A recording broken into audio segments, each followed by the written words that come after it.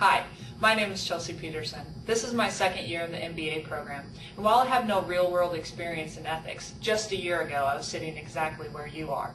I want to illustrate how I'd approach the analysis of an ethical dilemma. The purpose of this presentation is to evaluate the unique sales tax provision Amazon has with the state of Indiana. This sales tax provision will then be examined using ethical duties as the basis for scrutiny, and how this sales tax provision is seen through the eyes of Amazon, other retailers, and the state of Indiana.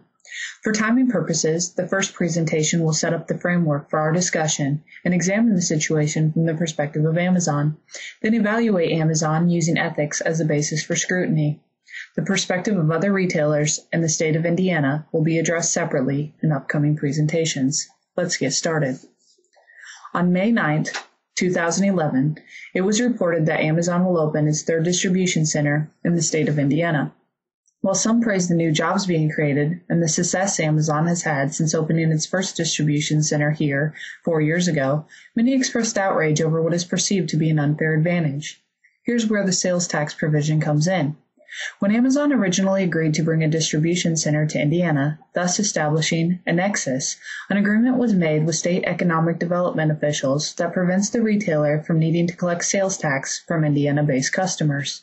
Many of the lamentations or concerns have been focused on how much of an impact not collecting tax from Amazon hurts the state of Indiana.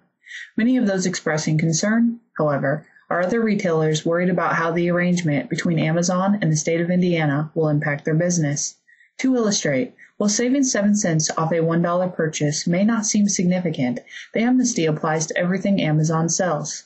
Continuing with this illustration, let's say a customer saves $140 off a $2,000 television purchase.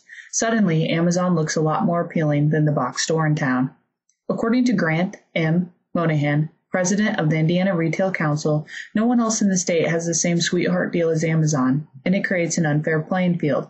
Monahan states, quote, "Obviously, the state and local governments offer a variety of incentives to attract businesses, but I believe this deal is the most generous. For example, by law, property tax abatement can only be offered for a maximum of 10 years, but in the Amazon situation, the state is giving sales tax abatement to the company in perpetuity."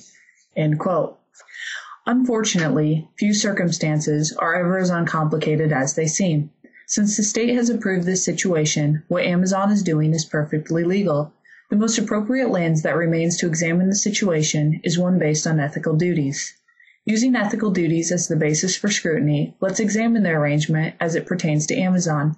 Note that the perspective of retailers and the state of Indiana will be addressed separately in upcoming presentations.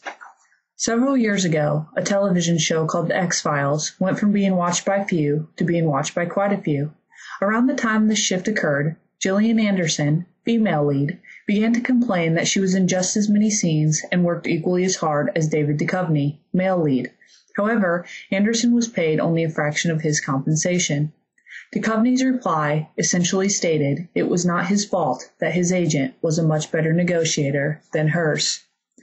There was no coercion involved in the deal Amazon negotiated with the state of Indiana. Amazon asked that it be given amnesty on collecting sales tax in return for creating jobs within the state.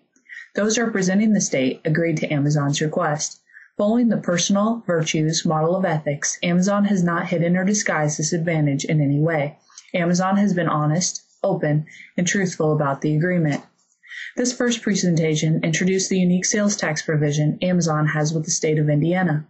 A framework of using ethics as a basis for scrutiny was then selected to provide perspective from the three parties involved: Amazon, other retailers, and the state of Indiana. For timing purposes, Amazon's perspective was discussed in this presentation. Using the personal virtues model of ethics, Amazon is acting in a manner wholly consistent with ethical guidelines. The perspective of other retailers and the state of Indiana will be evaluated in upcoming presentations, using additional ethical guidelines as the basis for scrutiny.